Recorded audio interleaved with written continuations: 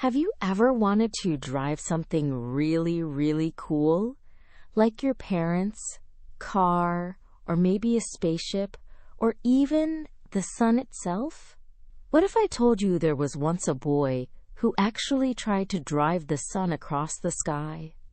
Yep, not a video game sun, not a pretend sun, the real blazing hot, fireball in the sky sun. His name was Phaethon, and oh boy, his ride didn't quite go as planned. Buckle up, because this story has fire, lightning, and one big lesson about knowing your limits. So who was this brave, or maybe a little too brave, boy Phaethon? Phaethon was the son of Helios, the sun god. Helios' job was super important. Every single day, he drove a golden chariot pulled by fiery horses across the sky. That chariot carried the sun, bringing daylight to humans and gods alike. Now imagine that you're the kid of the person who literally makes the sun rise every morning. Pretty cool, right? But it also meant big shoes, or rather, big sandals to fill. Phaethon was proud but also curious. He wanted to prove to everyone that he really was the son of the sun god, not just some kid making up stories. So he visited his dad's shining palace and asked for one wish.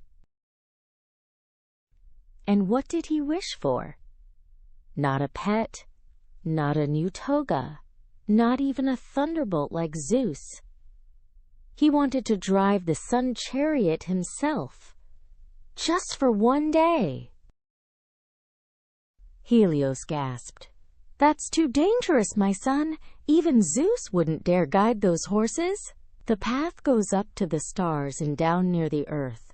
And those horses, they're wild as fire itself." But Phaethon wouldn't give up. "Please, father, just once. I can do it." So Helios sighed and, against his better judgment, handed over the golden reins. At first, Phaethon was thrilled. The horses raced forward, and he rose high above the world. People below shaded their eyes. The sun rides high today. But then, the horses felt something different. They realized this wasn't Helios. They began to buck and twist. Up they soared, scorching the sky. Down they plunged, burning fields and rivers.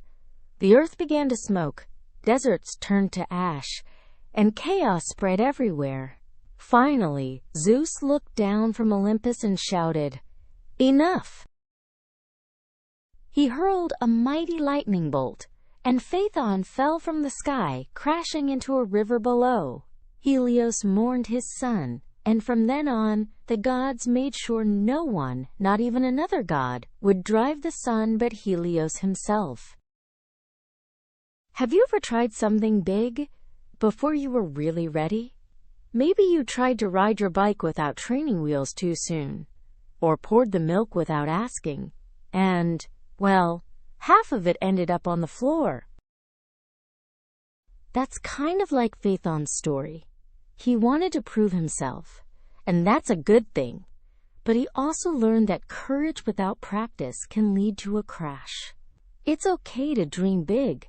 Just take it one step, one petal, one sunrise at a time. Now let's look at the science side of this blazing myth.